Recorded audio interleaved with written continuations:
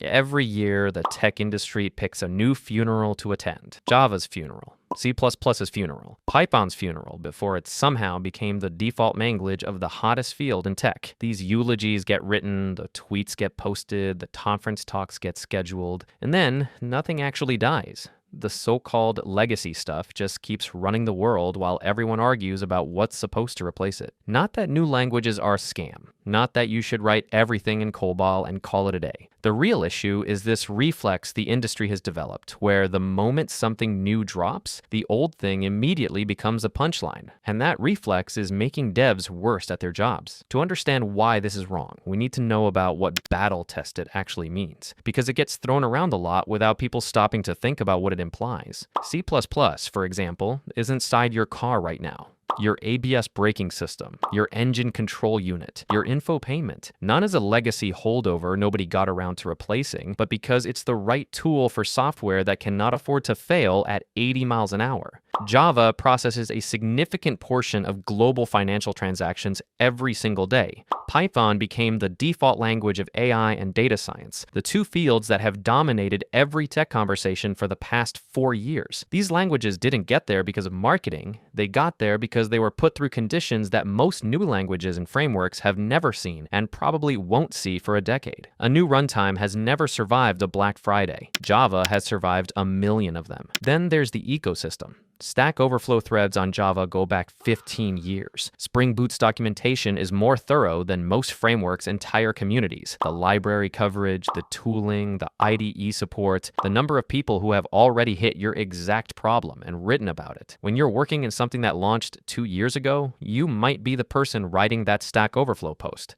That's the discovery tax, and you have to pay it, my friend. Stability is another thing that sounds boring until you've worked somewhere that didn't have it. The JavaScript ecosystem basically invented the term framework fatigue, because at some point you stop learning tools and you start grieving the ones they replaced. React, then Next.js, then whatever drops next month with a better Lighthouse score and a worse migration path. Meanwhile, Java code from 2012 still compiles. Nobody's telling the Spring Boot team to pivot to something more culturally relevant. Boring and predictable is what you need when you're coordinating thousands of engineers across a code base that's been running longer than some of those engineers have been writing code. Here's the thing nobody says at bootcamp graduation. Go pull up enterprise job boards right now. Not startup listings, actual banks, logistics companies, government contracts, defense. It's Java, it's C++, it's Python and SQL, and they pay extremely well. The irony is that because every new developer is chasing the trendy stack, classic expertise keeps getting rarer. The developer who stuck with Java while everyone else was rewriting in the framework of the month is now often the most expensive person in the room. Supply went down, demand stayed exactly where it was. So here's where I actually land on this. New languages are not the problem. Gleam, Zig, Bun, whatever just got posted on Hacker News this morning. Smart people built those things because they saw real gaps worth closing. Some of them will matter a lot in 10 years. But a language earns its place through production incidents survived, through edge cases like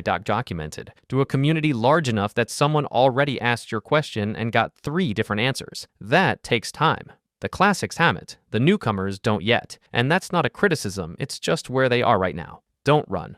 Don't let a conference talk convince you your stack is dead because it's old. Keep watching what's coming. Understand what problems it's trying to solve. Treat it as a signal about where things are heading, but build your career on what actually builds the world. And speaking of building your career, you need to check out Zero to Mastery, the sponsor of today's video. One thing I like about ZTM is that it's focused on helping you actually build things, not just watch lessons. Their courses are project-based, and they even have courses dedicated entirely to building real projects. So if you already know the framework or language and don't need another beginner tutorial, you can jump straight into creating something for your portfolio. Once you're in, you're not learning alone either. ZTM has a community of over 500,000 students learning alongside you, plus instructors and TAs who actually answer questions. There's a channel for pretty much everything: getting feedback on your projects, finding an accountability partner, career advice, job hunting, or just getting help when you're stuck. Whether you're trying to land your first role, switch careers, or level up your existing skills, having that kind of support system makes a huge difference. So if that sounds like something you'd benefit from, check out the link in the description and use code FRIENDS10 to get 10% off your membership.